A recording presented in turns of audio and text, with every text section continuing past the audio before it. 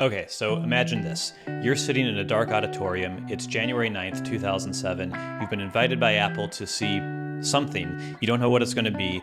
And then this happens. Today, we're introducing 3 revolutionary products of this class. The first one is a widescreen iPod with touch controls.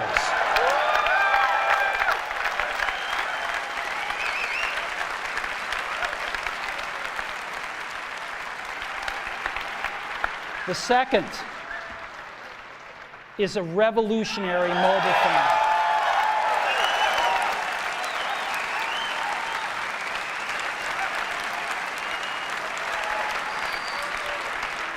And the third is a breakthrough internet communications device.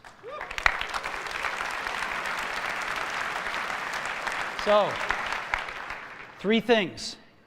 A widescreen iPod with touch controls, a revolutionary mobile phone, and a breakthrough internet communications device. An iPod, a phone, and an internet communicator. An iPod, a phone. Are you getting it? These are not 3 separate devices. This is one device. And we are calling it iPhone. Today, Apple is going to reinvent the phone. So I'm sure this isn't the first time you've seen this video. It's probably not even the 10th, 20th, or 100th time you've seen this video. It comes up all the time, and with good reason. It's an iconic moment in product announcements. It goes incredibly well, the delivery is perfect, the structure is perfect, and the audience reaction is iconic. But I wanted to talk about it today from the perspective of what it was like to see this in 2007, because I was 21 at the time, and that was 14, almost 15 years ago. And a lot of people nowadays either weren't born or were too young to pay attention to it at the time, or they just weren't paying attention to tech news like they are today. And so I wanted to add some context to how people reacted to that, specifically to the iPod, the mobile phone, and the internet communicator bits of it. So let's jump in. Is a widescreen iPod with touch controls. Okay, so the first thing is the widescreen iPod with touch controls, and this, of course, was a big deal for the iPod company. You may think of Apple as the iPhone company today, but obviously before the iPhone existed, they had to be something else, and they were the iPod company. In the early 2000s, they released the first iPod, and it gained a lot of traction, or at least what was a lot of traction at the time for Apple. The iPhone really shot them into the stratosphere, but at the time, the iPod was an iconic product. Everybody had it, it seemed. They were coming out with new ones. They were great.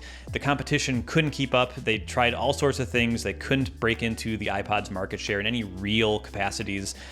And Apple was doing fantastic, right? You would say, I'm going to the iPod store a lot of times instead of I'm going to the Apple store, because they were just the company who made iPods. And so that's what they were at the time. And so when Apple says, hey, we're coming out with a widescreen version with touch controls, that was super exciting. It was doubly exciting because the iPod, while great, was a little behind in terms of like just raw technology. The iPod video had just come out a few months before that, and it was plain video that you could acquire from the iTunes store on a 2.5-inch screen. And it was very small. It wasn't a great experience. It was kind of clunky, but it was what was available. Other devices had bigger screens, they had higher resolution video that could be played, and they had touch controls. Some of them, they weren't very great, like they weren't great yet, but they were there and people wanted Apple to do this. So Apple, in some technical ways, felt like they had some catching up to do, even if their software was still best in class. So this was kind of a faster horse situation, right? People have an iPod today. They love it. They think it's great, but there are very specific things they want it to do better. They want it to advance in certain ways. And this is Steve Jobs saying, we're going to do exactly what you want. We're going to give you the more modern, up-to-date iPod that does all the stuff you love with media consumption. And they did. Is a revolutionary mobile phone.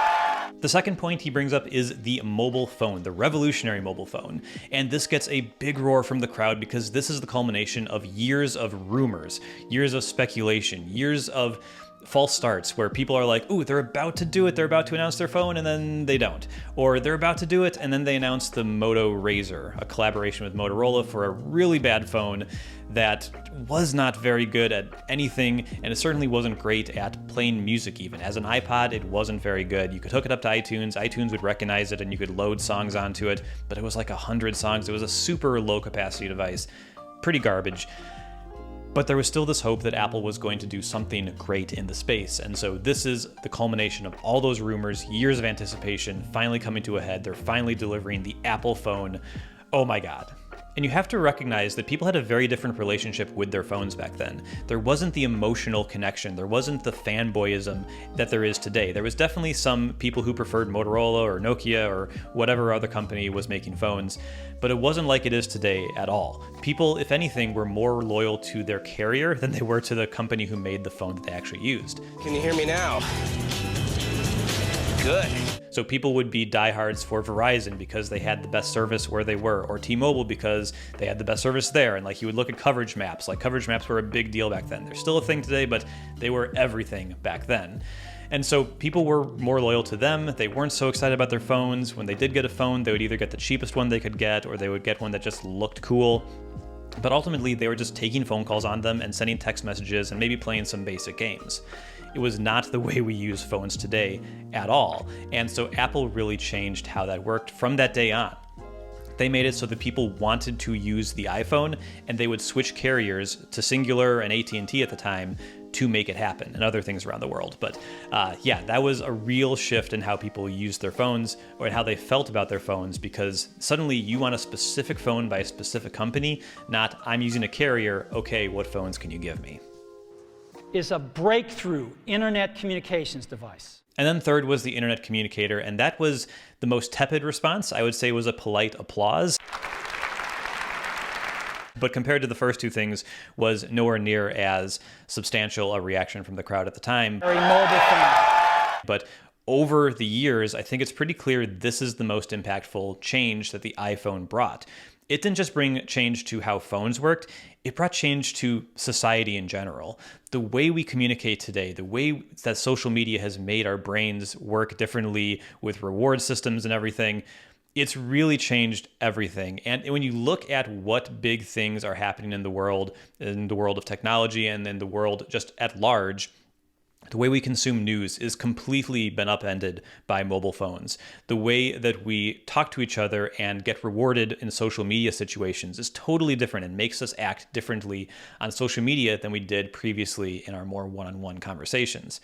And the way that just all of this happens, everything happens on our mobile devices through app stores, through a slab of glass in your pocket that's available at all times, can notify you of anything, that's hooked up to accessories, right, on your wrist, soon to be on your face and stuff. All of this is happening on these devices, on these internet communicators that have really just changed everything. And there are studies into how it's changing our brain, how it's changing society. And these are really important. We should definitely do these things and figure out what we can do to make this better.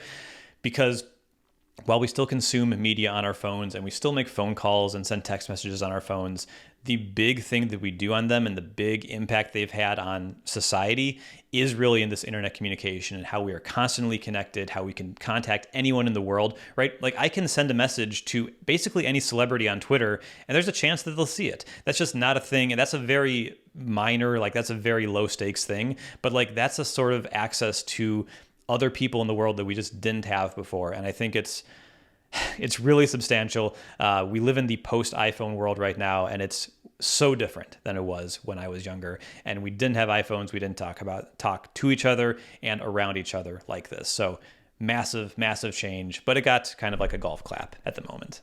So hopefully that sheds some light on what it was like to experience the iPhone announcement in the moment, why the better iPod stuff was so exciting, why a better phone was so exciting, and why the internet communication device kind of got a tepid response compared to the other things, even though it ultimately ended up being the biggest deal of all. So Obviously, this was a big deal at the time. It's still a big deal. We still talk about it. How many product announcements do you talk about even a few weeks after they happen? This one happened almost 15 years ago, and we're still talking about it. On January 9th of 2022, I'm sure you'll see tons of people being like, it was 15 years ago today, the iPhone is announced, and they're going to link to a video of Steve Jobs saying the exact same things that I put at the start of this video. So yeah, very, very big deal. And I think that it's definitely a thing to think about. I'm really excited to see what happens in the world because things are changing fast. And it's, yeah, a lot of it is thanks to the iPhone putting us on a different trajectory than we might have been otherwise. So thank you so much for watching. I will see you here next time. If you enjoyed the video, drop a like below. That really helps the channel, but I'll see you here next time. Bye-bye.